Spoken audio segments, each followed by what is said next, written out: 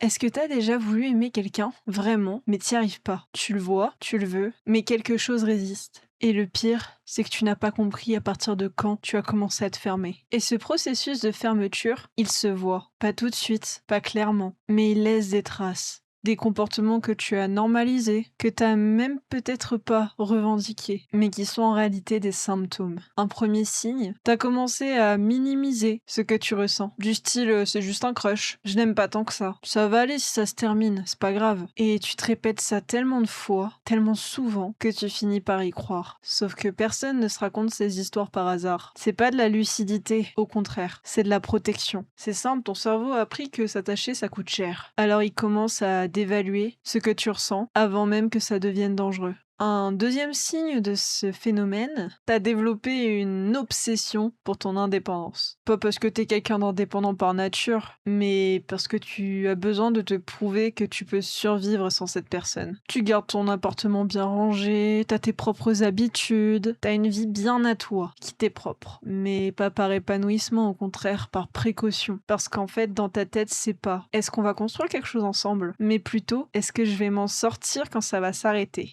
Un autre signe de ce comportement, de ce mécanisme, t'as arrêté de lui montrer ce que tu ressens. Pas parce que t'es pudique, pas parce que c'est ta personnalité, mais parce que montrer que tu aimes, c'est donner une arme. Si l'autre sait à quel point tu tiens à lui, il sait très bien jusqu'où il peut aller sans te perdre. Alors tu te retiens, tu réponds un peu moins vite, tu dis je t'aime un petit peu moins souvent, tu te retiens de faire ce geste attentionné que tu aurais fait en temps normal, et tu appelles ça de la retenue alors qu'en fait c'est juste de la peur. Un dernier signe de ce mécanisme, et celui-là il est vraiment vicieux parce qu'il est presque entièrement inconscient. Tu as commencé à te sentir plus à l'aise dans les relations où l'autre t'aime plus que tu ne l'aimes. Pas parce que tu cherches à faire souffrir la personne, mais parce que dans cette configuration tu risques moins, parce que c'est simple, celui qui aime le plus, c'est celui qui souffrira le plus, qui prend le plus de risques. Parce que c'est celui qui fait le plus d'efforts. Alors inconsciemment, tu te places de l'autre côté. Tu choisis des gens qui tiennent plus à toi que toi tu tiens à eux. Et tu confonds cette position avec la sécurité. Alors que c'est juste une façon pour toi de ne plus jamais vraiment aimer. Ces 4 signes que je viens de t'évoquer ont un point commun. T'as l'impression de les avoir choisis. Ton indépendance, ta retenue, ta lucidité sur tes sentiments. Sauf que personne ne choisit consciemment de se fermer. Ça s'installe. Et le problème principal, c'est que l'amour, ça ne se contrôle pas. Dès que tu commences à le doser, à le rationner, à le gérer comme un risque à minimiser, c'est plus de l'amour, c'est la gestion d'un risque. Alors la question que je me pose maintenant, c'est comment t'en es arrivé là? Et pour y répondre, il faut remonter à la source. Il faut revenir au début. Et le début, ce n'est pas la première relation, c'est avant ça. Parce que tu n'arrives pas sans présupposer dans une relation. Avant même d'avoir aimé quelqu'un, t'as déjà absorbé des milliers de témoignages. Sur les réseaux sociaux, dans des conversations, dans les discours ambiants, la trahison, la manipulation, les fais attention, protège-toi. Fais attention, ne fais jamais confiance. Et j'en parle plus en détail dans l'épisode 3, si tu veux comprendre exactement comment les réseaux sociaux ont un impact direct sur ta perception de l'amour et façonnent ta façon d'aimer avant même que t'aies à aimer. Donc, quand la première blessure arrive, et elle arrive toujours, elle ne tombe pas sur un terrain sans présupposer. Elle tombe sur un terrain qui attendait juste une confirmation.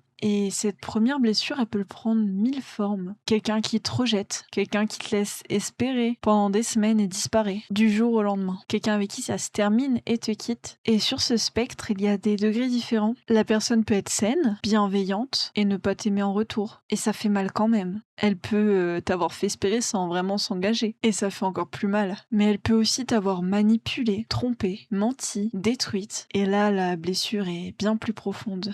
Mais peu importe l'intensité de la blessure finalement, le cerveau va enregistrer la même chose dans tous les cas. L'amour, ça fait mal, très mal. Et la prochaine fois, il va faire en sorte que ça fasse moins mal. Alors, après la deuxième, troisième, quatrième blessure, chaque fois le cerveau fait en sorte que ça fasse de moins en moins mal. Et il affine sa conclusion. Ce n'est plus une exception, ce n'est pas l'amour ça fait mal une fois, c'est l'amour ça fait mal à chaque fois. Ça devient une règle progressivement. Et sans que tu t'en rendes compte, tu commences à aimer moins fort. Pas par choix, mais par adaptation. Tu te retiens un peu plus chaque fois d'aimer. Tu t'attaches un petit peu moins. Tu laisses un petit peu moins passer les gens à travers tes barrières. jusqu'au jour où tu regardes quelqu'un qui lui t'aime sincèrement et toi, tu ressens quasiment rien, voire rien du tout. Pas parce que t'es incapable d'aimer, mais parce que t'as appris à te protéger tellement bien que t'as fini par te protéger de l'amour lui-même. Alors si tu te reconnais dans tout ce que je viens de te dire, si t'as l'impression que quelque chose s'est fermé en toi sans que tu ne l'aies vraiment choisi, la question c'est pas est-ce que c'est grave, mais plutôt est-ce que c'est réversible. Et la réponse c'est oui,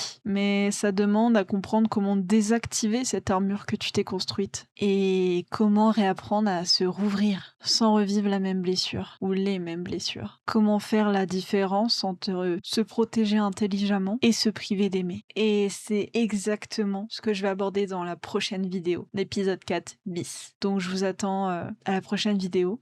Et si jamais vous avez bien aimé cette vidéo, n'hésitez pas à vous abonner et liker la vidéo. Je vous dis à la prochaine.